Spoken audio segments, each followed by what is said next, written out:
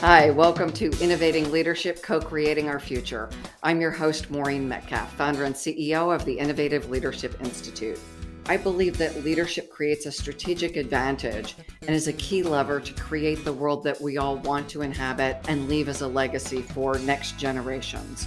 I'm a regular contributor to Forbes and the lead author on an award-winning book series focusing on innovating how you lead and transforming your organization. I am absolutely delighted to have on our show today Kevin Cassidy, the Director and Representative to the Bretton Woods Multilateral Organization for the International Labor Organization Office for the United States and Canada. Kevin, would you tell our listeners a little bit about yourself? Thanks very much. In my job in the ILO, it's a UN agency. We're one of the best kept secrets in the UN system itself. We're around for 100 years. We come out of the Treaty of Versailles alongside the League of Nations. And it's a very important aspect of the development work because work sits at the nexus of the economic and social spheres. Our job is to help the governments around the world to understand a bit better about how labor is an important aspect of our modern economy. And we work through our normative role, which we set the international standards. We are a tripartite organization, which means that unlike any other UN agency, we bring together governments, workers, and employers to look at the world of work. But we're also an international economic actor with a voice at the G7, the G20, the OECD, the World Bank. So it's a very important role to understand how work is important for economic growth and social progress. Wonderful. Thank you so much. And we're delighted to have you share your experiences with our listeners. Our second and very distinguished guest is Christopher Washington. He's the Provost and Executive Vice President for Academic Affairs for Franklin University. Christopher, if you would tell our listeners a little bit more about yourself. I'm excited that I've recently been appointed to the America 250 International Advisory Council to really help to celebrate our country's 250th birthday with our international friends. More importantly, given this interview today, I am a very interested stakeholder in providing accessible, inclusive, relevant education and a champion for the role of universities in workforce development. Thank you. Today's session, how has the pandemic changed the workforce both regionally and globally? What can be done about this drastic change in demographics? Kevin and Christopher joined the show to discuss the role of the ILO, the International Labor Organization, to examine the trends in employment, to consider emergent ideas such as changing dimensions of job quality, provide insights on populations differently impacted by the pandemic, and to enlighten listeners to effective human-centered recovery strategies and recommendations from the ILO. By now, your listeners, Maureen, have probably heard about the Great Resignation, the Great Job Migration, the gig economy, changes in the division of labor. These are all issues that the ILO seeks to understand and make sense of and share with us. I learned from their work. Kevin, why don't you tell us a little bit about the ILO? What's its purpose and who are its members? In my opening, I went right into the organization because I identify very strongly with the ILO. The ILO was created to promote social justice and decent work. During the Industrial Revolution, it became very clear that people had to have their rights protected. It wasn't just that we were commodities that you put in a machine and the other side, we come fully formed. As sentient beings with families, with dreams, desires, and wishes for a better life for ourselves, work is an important part of achieving that. So the ILO, in its normative role of setting standards such as hours of work or no child labor, eliminating discrimination in the workplace, stopping forced labor, we work with the international community and with the governments, workers, and employers to ensure that there is a consensus and as well as a compromise. We use different words. We use the F word a lot, fairness, as compared to maybe businesses, which may look at productivity and share of marketplace. So with our 187 member states, the UN has 194, but we are basically the same membership, except we have those workers and employers also coming. So the ILO is really focused on a number of areas that are mutually supportive. Number one is research and the sharing of those knowledge products. The collection of statistics, we have the most comprehensive collection of statistics going back 100 years. We develop a legal comparative analysis to look at what economic policies are working and what policies are less effective. We provide assistance to governments in drafting legislation around the world. We provide policy technical advice. We convene conferences with governments and technical experts. We participate in the meetings of the World Bank, the UN, the UN's General Assembly, Security Council, looking at issues as disparate as trafficking in the Yazidis, as into global supply chains and eliminating forced labor. So the ILO is really at the crux of this intersection, as I mentioned, between the social and the economic. Well, Kevin, it seems that governments and employers have taken a lot of measures to preserve jobs, to protect incomes of their peoples during the last year and a half, this pandemic. But nevertheless, it seems that this pandemic has aggravated existing inequalities. What's your thoughts on that? I think without a doubt that COVID-19 has shown how we are a bit threadbare in our social safety nets. People have been falling into abject poverty at increasing rates. Women have been leaving the workforce because there are no gender responsive policies that allow for women to both look after work, but also look after children. Also, they have a disproportionate role in raising and taking care of the elderly as well, too. So I think what the pandemic has done is that it has laid bare a lot of concerns and problems that all of us are facing. Now, it has been a two-track development or a recovery from the onset of COVID.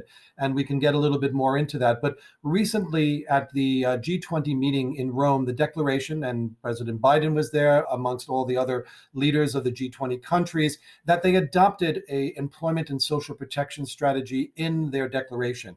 And that is looking at how do we promote social dialogue? How do we get the workers and employers to sit down and to ensure social justice, safe, healthy working conditions, decent work for all men and women, including in supply chains? How do we reduce the inequalities, eradicate poverty, support workers in their transitions in labor markets, strengthening these social protection systems so that people don't fall into abject poverty? It's so important to have a coordination and a harmonization of policies around the world. Otherwise, people get left behind. And when people are left behind and people are suffering and in such deprivation, that's when the economic spills over into the social and then into the political sphere. So work is a very important part of having good functioning economies as well as good functioning political systems.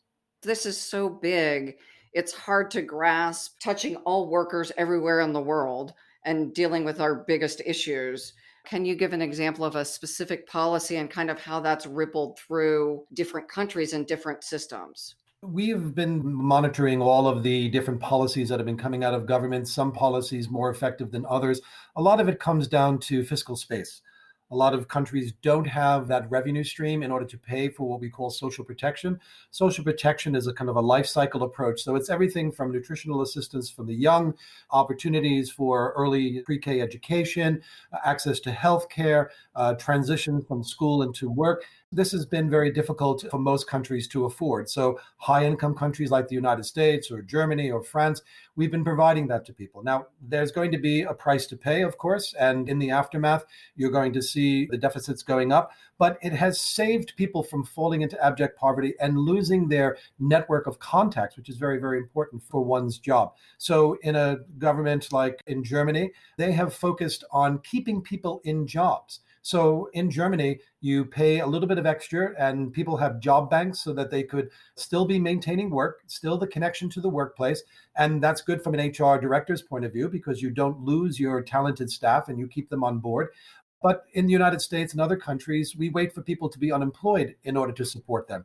Now, that might be good if it's a short term, but in the long term, you need to ensure that people are actually protected in the workplace and are provided with the income, because otherwise, then the cascading effects of the children having to leave school, of having to downsize from the apartments, selling the home. I mean, all of these things happen when you don't have that protection. So it is really important to have that social safety net, plus those active labor market policies that ensure that we can get people back to work, reskilled or upskilled, whatever is necessary to join the workforce.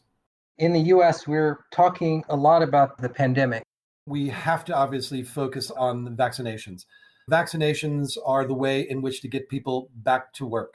Work is a very social thing. I mean, not every job is teleworkable. I think we've seen that the people who are on the front line, those who are healthcare workers, nurses, care providers, but even people who are stocking the shelves, delivering your food, people who are running bicycle shops. I mean, all of these were frontline jobs. So if people don't have the vaccination, if they don't have the proper PPEs, very difficult for them to go back to work because they have to choose between earning a living or falling, to the disease itself, which may take their life.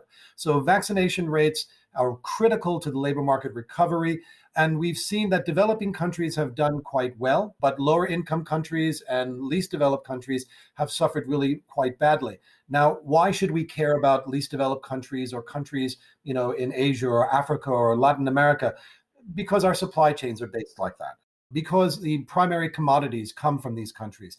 And as we're seeing now, there is a bit of a backup of the ships out in the ports out in California, but it's more than that. It's that you can't even get people to the factories. If anyone has been to these factories in Asia or in Africa, you're seeing 5,000, 10,000, 40,000 people working in factories. You cannot have a virus raging through that factory and then being able to have on-time delivery for our clothes, for our electronics, and preparing for that.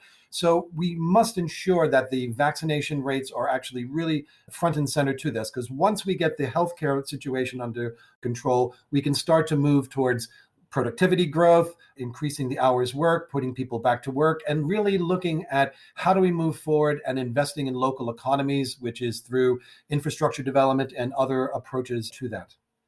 So you talk about the great resignation, and I know that we're seeing a lot of that.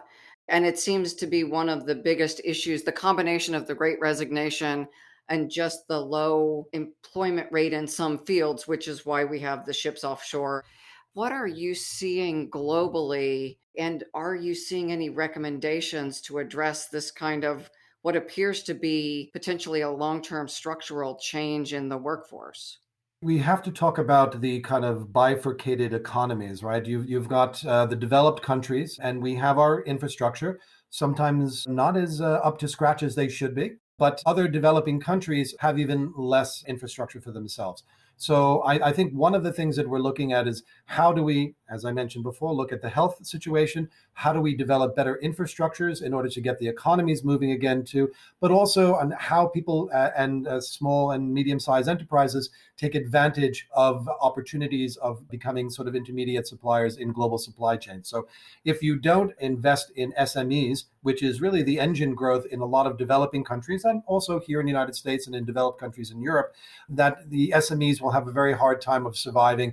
And the SMEs are kind of a weather vane for how the economy is going to do.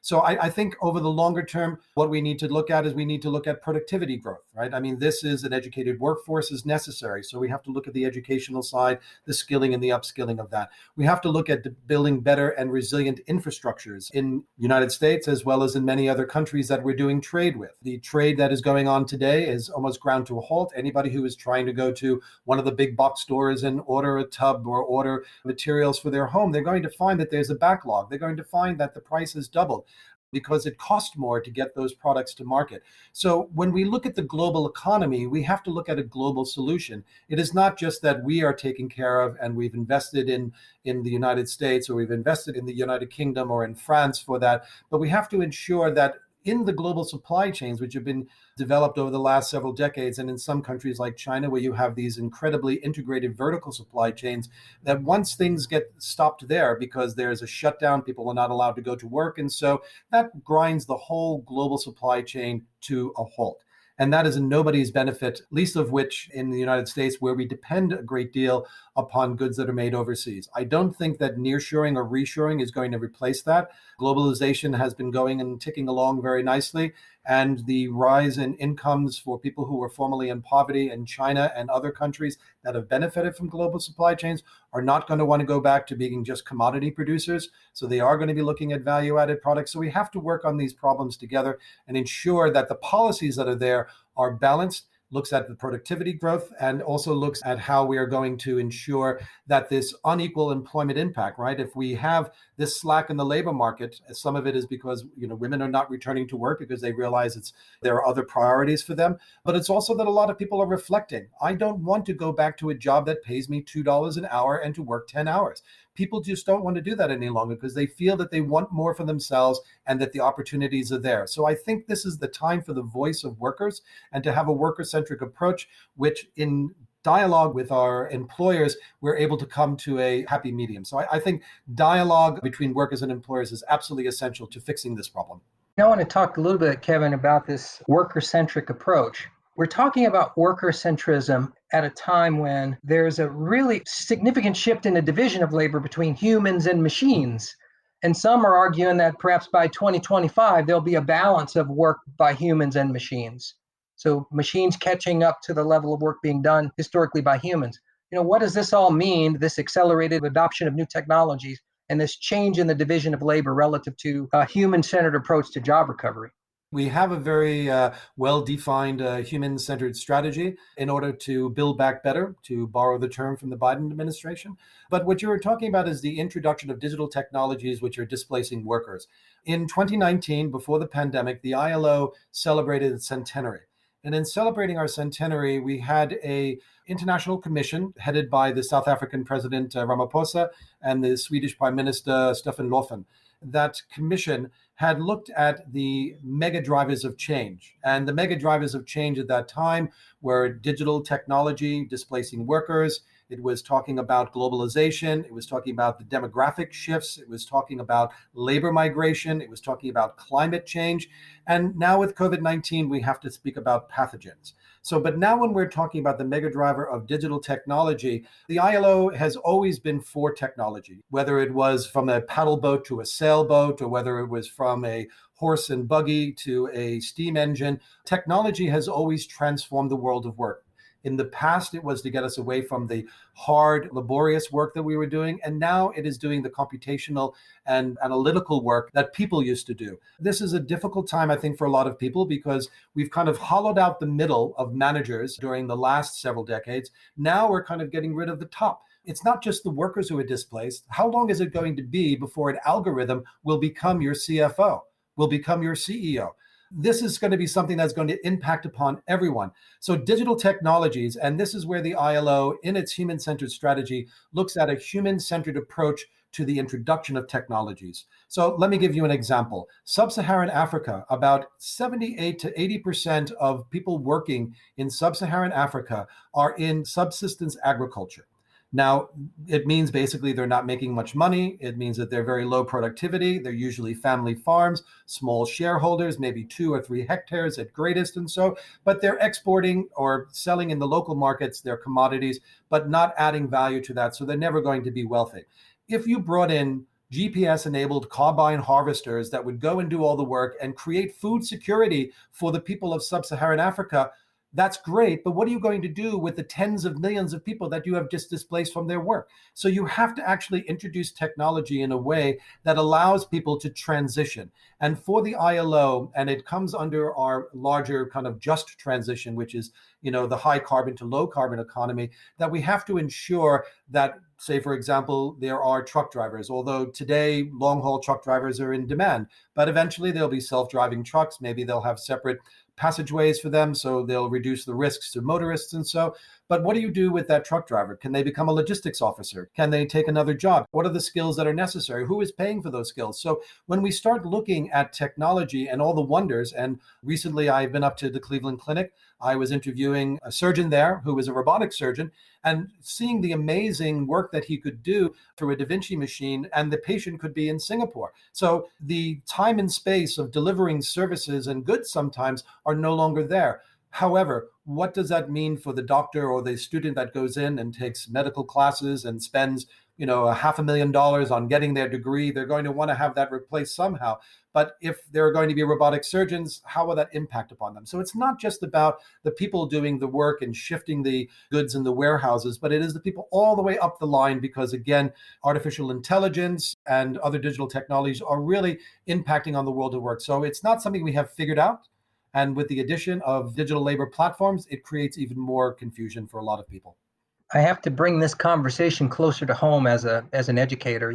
My university has been putting out talent that the employers can sort of pick, whether it's in data analytics or cybersecurity. We're producing talent, but this pandemic was rather disruptive to young people. A lot of them had their education and training disrupted.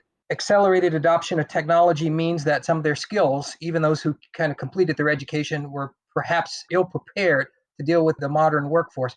What's the human recovery strategy that's in our view to help young people get back on pace with regard to employment?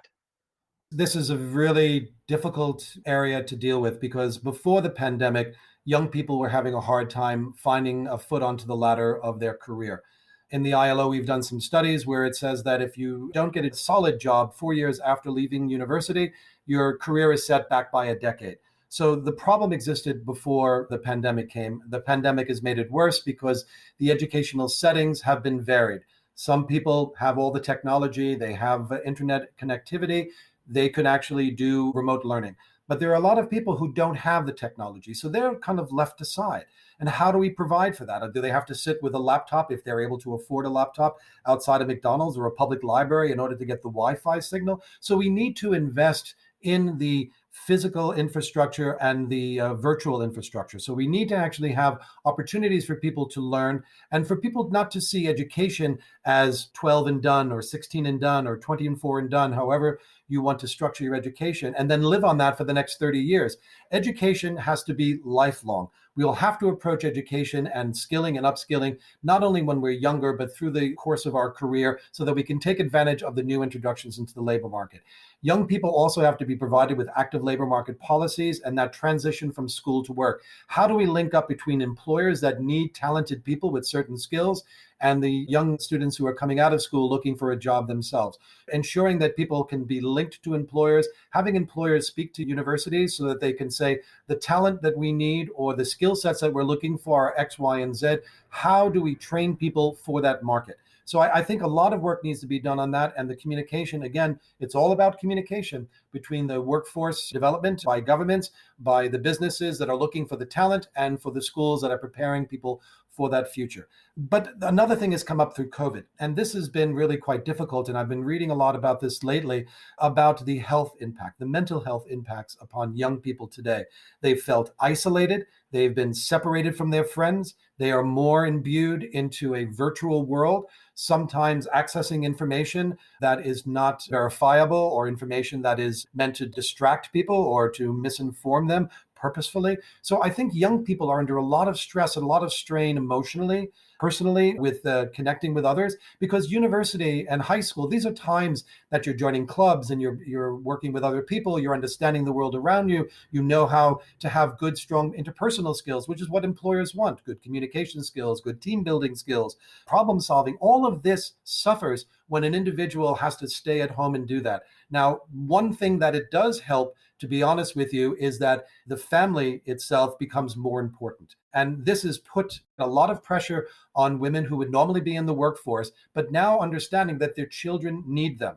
And no matter how old you get, your child is always going to be your child, and you always want the best for them.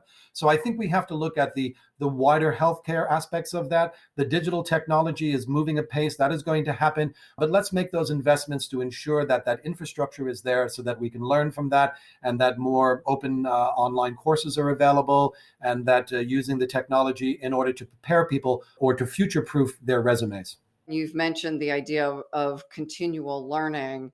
And yet, in practicality, I still work with clients, some of whom want to just hold on long enough to slide out to retirement. For many of them, that's really not an option. They're not going to be able to hang on for 10 years and not learn something new. And yet, the other thing we know is for probably the people who are our listeners who make high level incomes, companies are investing in their retraining. It's our folks who are most economically volatile. The companies are less likely to invest in them or invest significantly, and they don't have the resources. So my company implements robotic process automation. For some people, that means we get to do more interesting work, less routine, more analytics. And yet we have a cadre of people who aren't equipped to do more analytics as it stands now. I assume this is a big concern for the ILO. Help us understand what you're looking at. At the ILO, because we're not just for the developed world, we are for the emerging economies and for developing countries. I mean, someone has to provide protection for their rights as well, too. And quite honestly, outside of the developed countries, money for investing in education is not always there. The training that's taking place may not be commensurate with what the market is looking for. And hence, a lot of people are going to be stuck in these dangerous, dirty, and dull jobs, mostly physical type of jobs. So I think what we need to understand is that it's a big world out there. Some of us will do well in terms of the skilling that we have or the opportunities for skilling that we have. But, a lot of people around the world just don't have the opportunity to pay for education. There are millions of young women, young girls in Africa who can't go to school, mainly because of a misuse of cultural custom that they don't think that it's worthwhile, because the woman will be married, the child will be married off soon enough, and that'll be somebody else's problem. By the analogy as a pianist, if you play only one hand, if it's only men at the world of work, you have a certain melody to it, but you need the other hand in order to bring it all together. So I think the idea is that we have to understand that in developing world, that there's a very different calculus, that they are not moving ahead with technology integration as much as we are here. Although when given that opportunity, they move ahead quite fast. Looking at Singapore, which 40 years ago was one of the worst performers GDP-wise in Asia. Now they are a powerhouse of financial institutions because they invested in education. So education is an absolute important part of that. But it's also looking at the young people who are coming through and how the government and what that social contract between the government and the worker. Today, how many people have pensions? How many people can afford to retire?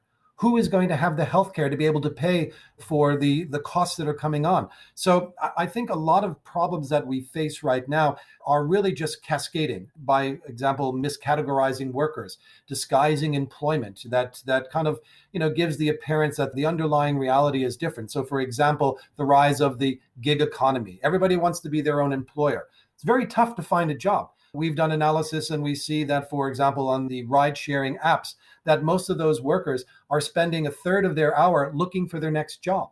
So they are not making a windfall of cash, even though it may be flexible. But the market has been flooded, the costs have come down, and they're realizing that it is not even paying a living wage for them. So when we start to look at the issue about how technology is impacting upon the developed world, how the lack of education and the opportunities in the developing world, we are coming to a bit of a crisis because we need to work together. If we are not looking at the globalization that we have brought upon by our work. It's a great thing. Globalization and global supply chains bring to us the goods on time, which we need, when we need it, and it provides opportunities for people around the world. We want to have higher education so that we have higher level jobs, but not everyone will benefit from that. So we do need to look at these issues, because who wants to see millions of people come migrating into a country, which then generates or engenders distrust, despise of the other? This is something that we need to look at. And again, that's the social progress that the ILO is really fundamentally situated on. Social justice is absolutely essential to economic growth, because if we don't have both of those working together, we're not going to get there in an effective way, and the inequalities are going to rip any society apart, whether it's developed or developing. This has been really important to me recently because I work with several clients who are now senior executives who were either displaced as refugees or displaced because of war in their countries. And I happen to work with them in the US, and they've become brilliant contributors to our economy. We're struggling to find enough people to come to do jobs, and yet we don't seem to have, in many cases, immigration-friendly policies, especially as we're looking at people in countries that are incredibly war-torn or ravaged by hurricanes. And it seems like, again, having a global mechanism to help balance, not that humans are commodities, but precious human beings who are struggling and suffering. How do we help people migrate in a way that is productive and generative for everyone? It's not a simple question, and I'm sure that you know that in working with your clients and the other organizations as well too. The ILO is very much involved in labor migration issues, because most migration today is for labor issues. My grandparents had come from Ireland to the United States in looking for a better job. And they had the work ethic where they said, well, maybe I might do it in my lifetime and have a great life, but my children will and my grandchildren will. And that's played out. And that's kind of embedded in us. But sometimes people are fleeing civil war. They're fleeing climate disasters. We're looking at Haiti. I've just spoke to my colleague who is the UN communications person there, and Haiti is tearing itself apart where the gangs are roaming the street and their source of income is to kidnap people and offer them up for ransom. So what we have to look at is that immigration can bring in tremendous talent that we need, but it also brings in the next generation. Don't see the immigrant as that person alone who doesn't speak my language, doesn't wear the clothes that I do, doesn't look like I do, because all of us in this country, unless you're a Native American, we are all foreigners in this country intergenerationally. So I think what we need to see is that there is great advantage to bringing the best and the brightest. And I think the United States and France and in Germany and Singapore, I mean, countries in certain regions are attracting people to come into the country because they want to be a part of that. They want to contribute to that. They know the opportunities are there, and they're taking the chance on doing that, leaving everything they know, their language, their culture, their food, their family connections, to come and give their children a chance. I admire that. I applaud that. And we have to create fair recruitment. The ILO has a fair recruitment initiative. So it's not just about who is hiring it. For example, if you're looking for a job, if you're paying a fee for someone to find you a job, that's again wrong. I mean, you can monetize it in certain ways, but the payment actually should come from the company that is looking for the people who can find those jobs. But you also have to look at, for example, in agricultural workers that are coming into the United States.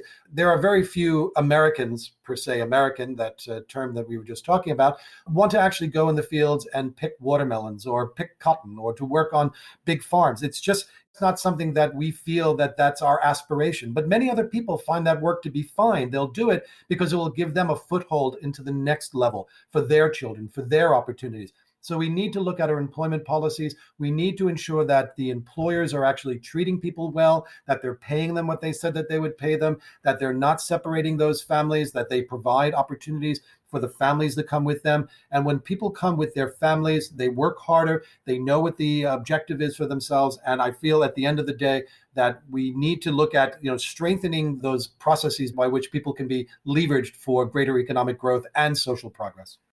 Kevin, I've had the opportunity to hear you speak on several occasions. We've been talking during this interview about individuals and groups that have been disproportionately impacted by the pandemic: women, young people, people in emerging economies, all these things. But there is something that you talk about that I think really resonates with me and gives me hope. And that is this idea of an effective human-centered recovery strategy. And I wondered if you could talk a little bit about ISO's ideas about what that is, a human-centered recovery strategy. It's a very simple premise. Look behind the economic aggregates like GDP figures. Look at what's happening in the labor markets, in people's lives. Look how inequalities are growing. We know that this has to be based on people. So the ILO, with its mandate on social justice and decent work, advancing this human-centered recovery and this call to action has 4 specific pillars, which requires international and regional coordination and policy coherence. So the first one we look at is creating inclusive, sustainable economic growth and employment. We have to generate employment-intensive investment, for example, infrastructure. I mean, infrastructure investment is a great way to put money into local economies, because infrastructure is built locally, right? You have to be on the ground and you have to do it. So it's a great way to do it. We have to also strengthen those active labor market policies that know when the investments are being made, what are the resources that we need, what are the skill sets that are required. So really to promote this environment of entrepreneurship and creating sustainable enterprises. We also need to look at boosting productivity through diversification and innovation. I mean, the United States is an innovation economy. We are at the high end of that. Many countries will not reach that for many decades. But we need to sort of harness the full potential of our technological progress, including digitalization. We need to ensure that platform work creates decent jobs for people and not makes them digital day laborers, as we had in the docks in the past. We also need to promote skills development opportunities. So that's all under the creating the inclusive and sustainable growth markets. The other aspect, the second one, is protecting workers. So this is a rights-based approach. We need to respect fundamental rights like an adequate minimum wage, like closing the gender wage gap, like maximum limits on working time, looking at safety and health issues in the workplace. We also need to take action against rights violations. People today know the terms of child labor and forced labor or human trafficking. People are vulnerable, especially when they're migrant workers. They become extremely vulnerable because somebody can take away their passport, somebody could denounce them to the authorities, they could be thrown in jail. So we need to protect workers. And now with the remote working, we need to adapt teleworking and other new working arrangements to retain and expand decent work opportunities. Now, not everybody can telework. I mean, a bus driver, a fireman, a policeman, a teacher maybe could telework, but a lot of jobs, you have to be there. We're in the people business. So we have to ensure that people can get decent work for themselves. And it can also help those who are at home. So, for example, women who are staying at home because childcare is important to them or violence and harassment has been a barrier to them in the workplace, doing telework would be great for somebody who wants to stay at home and look after their children. So we have to really mind that for the potential that it is. The third pillar is what we call universal social protection. This is about social safety nets, right? So how do we over the life cycle ensure that there's basic income security, that people have access to essential health care and to education? We need to know that people have access to unemployment protection. If you're in the gig economy, you are not protected by the law. You are an own account worker, you are on your own. So we need to ensure that people are protected. We need to have people have adequate access to paid sick leave.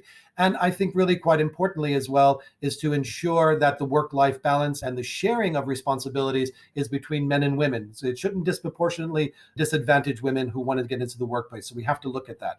The fourth pillar, which I mentioned before, which is communication, or what we call social dialogue. Social dialogue is when workers and employers and governments in either tripartite or bipartite, workers and employers, sit down, respect one another, and then see how we can promote the business, how we can be more productive, how can we be a center of excellence, how can we ensure that we retain the best talent, right? Because the business's interest to bring in the best talent. And what you have to do is sit down and talk to people about what they're looking for, what their ambitions are, and putting in a good and strong HR policy that protects the workers. We also need to ensure that governments are consulting with employers, that are consulting with workers on designing these sort of recovery plans and addressing the need to retain workers in their workplace, as well as business continuity. Many businesses had folded because the supply is dried up, right? I mean, people are not going out to eat. Restaurants had closed. People not going to Broadway. Shows shut down. I mean, all of this has a cascading effect. And then we also need to strengthen the capacity of the public administration of employers and workers. I am a strong believer in the fact that the public sector is extremely important as much as the private sector.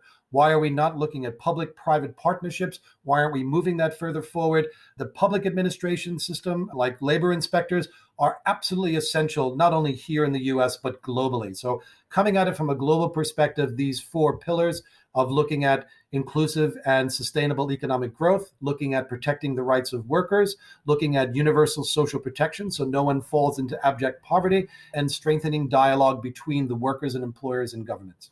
Maureen, I don't know about you, but I feel like I just sat in on a master class on what we need to do to make things better in our world.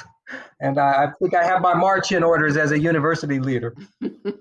Well, and one of the things I heard very strongly is creating productive dialogue versus in the past we've had labor and business and they seem to be at odds. I'm going to get as much for my people, you're going to get as much for your people, rather than how do we create sustainable systems that promote fair wages and benefits and support the growth of the enterprise, sustainable growth, not one-time growth. And so that seems like could be a significant mindset shift for a lot of people. We think back on the ILO's history. We have 100 years. We look at, how we've structured the organization. And so the private sector has always been a part of that, because when we were first brought into being, our modern capitalist system wasn't the only economic model in the world. I mean, it was really at the beginning of that.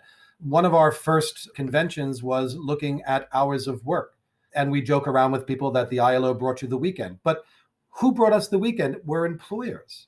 I mean, Henry Ford used to give people time off to, first of all, recuperate, because the body needs to recuperate, but also time to spend the money that they have earned for themselves, and also to buy one of Ford's cars. So it's in the interest of business to treat their workers as their most valuable resource.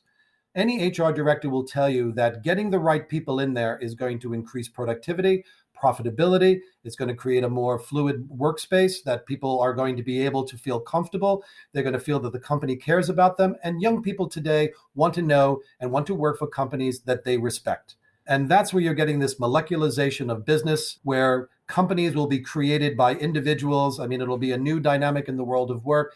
The traditional huge companies, some of them will still exist, but businesses and the people who work for those companies will constantly be changing and finding new modalities of operation. And the best way to do that is to go into that with eyes open and communicating with one another and ensuring that the future is a collective future. I talked, Kevin, about ecosystem approaches, universities working with nonprofits and government agencies as well as corporate interests to identify what the needs are, to help prepare, to provide resources across our boundaries to support employment and workforce development. If you were pointing me in the direction of exemplars in this work of convening groups across borders, who would you suggest that we take a look at as shining examples of that work? Yeah, I like to think the ILO is one of those groups. It's a good question. I mean, I don't know if I have a pat answer, right? I mean, I come from the international organizations. I started my career at the UN when I was 21. 37 years later, when I'm still only 25. I don't know how that happened, but I think the idea about seeing that success is not an individual sport, it is a group sport. And if the country is working together and government does its job by investing in the infrastructure, investing in its people, ensuring that we have the opportunity, access to finances, and all of the elements that governments can provide, which private sector and individuals cannot. Business coming up with the innovations, with the investments and the ideas, absolutely incredible. And now with a globalized economy, it brings all of that together. So we do need to have, for example, the G7, the G20, right? I mean, the G20 represents 80% of the global economy, 60% of the population, 75% of the trade. So in the G20 comes together, and the G20 has just said that we need to take this human-centered approach. I take that as a very important endorsement of what we can do moving forward. So by sitting down at the UN, being a part of that, today COP26 has just started looking at climate change. And you have people from those who are what would be considered tree huggers back in the day, who are front and center on this communication about how do we have a sustainable world, because we also need business continuity as well too.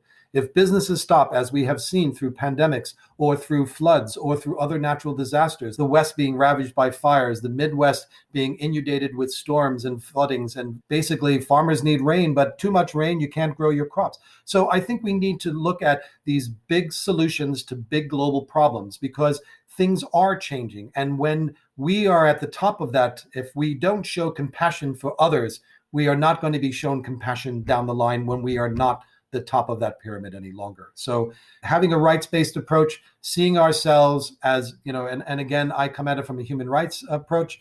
We are sentient beings. We find identity in the work that we do. Sigmund Freud said that work is the way in which we connect with reality, which is pretty spot on as far as I'm concerned.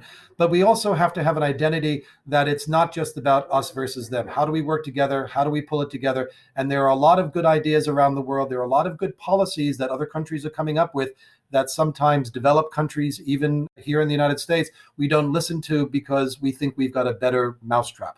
I think we can learn, and I think we need to open up our eyes, and I think we need to communicate better for an inclusive and sustainable future. We have a few more minutes, although that would be the beautiful ending to the show.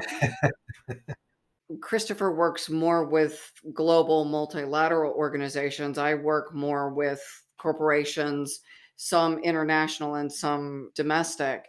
As someone working with predominantly CEOs and senior teams, how do we help them think about this? Because I think waiting for the global guidance, we miss the opportunity to make great progress concurrently. You've set up a perfect question for me, right? The ILO as a tripartite organization, unlike any other UN agency, is set up from the very inception. It's in our DNA to have workers and employers sit down and speak with one another. So in order for businesses to be part of that change, they should join the conversation. The ILO is the only international platform where businesses can sit down and actually have a hand in shaping international labor standards. labor is an economic term, but it means more than that, right? It's how do we get this knowledge that we have or this idea or innovation that we have into a product, and a good product that we can sell to many people and have a going concern. I think that's great. We need that. So if businesses are working in the United States, there's a U.S. Council for International Business. That's our employers organization. Please talk to our colleagues, speak to them about what they can do. You have a voice in the future of your company in the international setting. It's the same with workers through workers' organizations, not always trade unions. Sometimes it is a bit of a loose affiliation. But I think when people feel valued and people feel that you are looking after their interests, they're going to be more productive. They're going to be more energetic. They're going to be more dedicated to developing and ensuring that that company is successful. So companies should work with us. They should be a part of that project. The UN doesn't allow them to do that. It's not set up that way. The ILO is the only institution that does that. And because we have observer status in the General Assembly, the Security Council, the G7, the G20, we can echo that knowledge and those concerns of businesses globally to the policymakers who are going to be making those decisions. So I would certainly encourage them to join us. Kevin, there are tons of works that the ILO puts out too. How would I access your reports and information to inform my thinking? The ILO is the best kept secret in the UN, and our website is also the labyrinth of no return. Sometimes it's very hard to find the materials. As a part of our work, and what we do is we have a really large research body and a very large statistical body. So with all of that information that we have, we're able to do the analysis and contribute that for policymakers through recommendations that we make. The ILO is constantly putting up reports. There was a report just the other day that was shared on the just transition. There was a report the other day about how to address the productivity gap. Last week, there was a report that came out on improving gender responsive policies. So the ILO is constantly coming out with this information. I have to admit, I'm trying to distill that down because no one really has time today to read 175 pages of very interesting analysis, but we want to get to the point. So I think the issue for us is that we have to do a better job communicating, but our main focus is on ensuring that the analysis and the research that we do is solid and can stand on its own.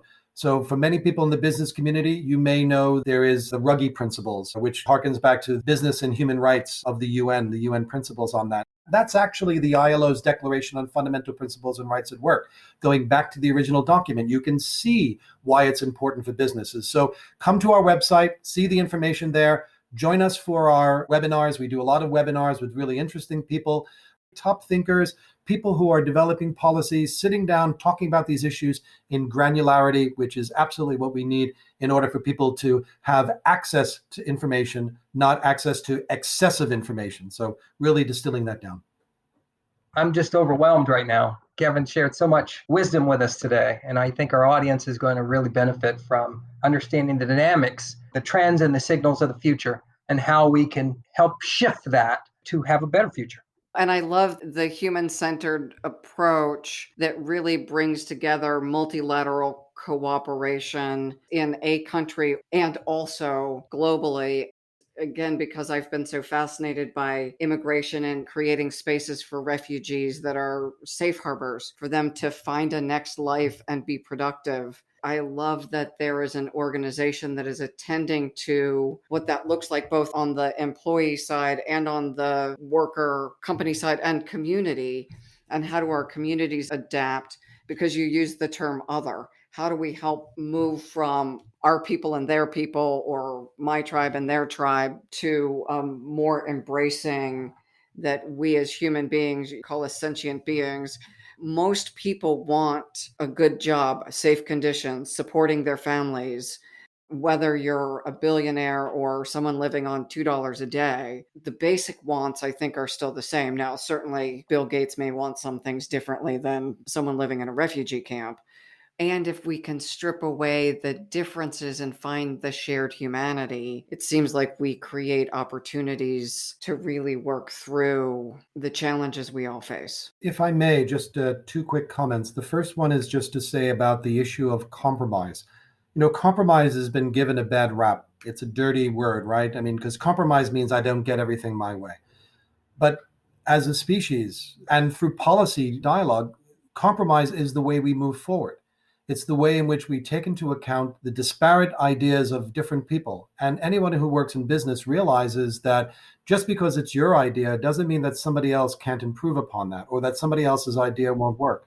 And the more ideas you have, the better the outcome is for that. So compromise is for us absolutely essential. And as you can imagine with a tripartite organization, compromise is not always easy, but it is essential.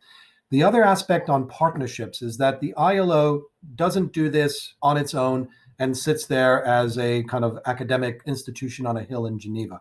The ILO is working with many different partners. In the UN system, we work with UN Women, looking at issues of care economy and addressing the gender gaps. We work with the Human Rights Council on addressing issues from persons with disabilities, freedom of association, exploitation of children, violence against women. We work with the World Health Organization on how to make post-pandemic workplaces safe, looking at occupational safety and health. Occupational safety and health, if you're better at that, you reduce your overheads on insurance premiums. Very, very important for businesses to reduce costs to ensure that they're doing the right thing. We work with UNICEF on eradicating child labor, on promoting education. We work with the International Organization of Migration on labor migration, on fair recruitment. We work with the European Union on future of work issues. We work with United Nations Environmental Program on the just transition to a green economy. We work with all of these different agencies in order to ensure that we bring the ideas globally and be able to find solutions. And the solutions are not always the same. Developing countries started at an asymmetrical power relationship. They need a bit more assistance. But the importance of that is that those countries one day will have the opportunity themselves to become an economic powerhouse, to be a socially progressive society, and that will actually support all of us. So instead of thinking, how do we divide up a static pie, how do we make that pie bigger? And we do that through respecting one another, through dialogue, and through social justice. I love the idea and some of the words you've used that we're looking at. And Christopher talks about this, that as we leave the planet and see the planet as a whole being, whole entity, and all of us on it share the globe. We're not an us and a them. We are fundamentally living on this planet as a species in harmony with the planet that we inhabit and with the other species and with each other. And only through that sense of interconnection will we be able to find peace and justice and prosperity for everyone. The League of Nations came out of World War I. The United Nations came out of World War II. Hopefully, coming out of this pathogen, it'll never go away, and there'll be others. But coming out of this moment in time, I hope that we find a cause to work together mutually, because our survival, not only just economically, but just physically, the air we breathe, the water we drink, the food that we ingest, all of that has to be done together. And if we don't see it as such, we're going to have hard times ahead. Kevin, thank you for your wise words, for sharing your experience with us and your insight from the work of an exceptional organization in the International Labor Organization. We're so blessed to have you today. Thank you. Thank you, Christopher. Thank you, Maureen. Thank you both, Kevin and Christopher, for the work you do. As we're coming out of the pandemic and as we're dealing with climate catastrophes and all of the issues we were facing before, I am so heartened to see the breadth and the depth of the work you're doing. It gives me hope that we have a path forward.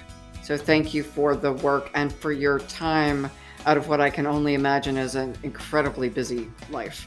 Thank you for the invitation. Wonderful to be here.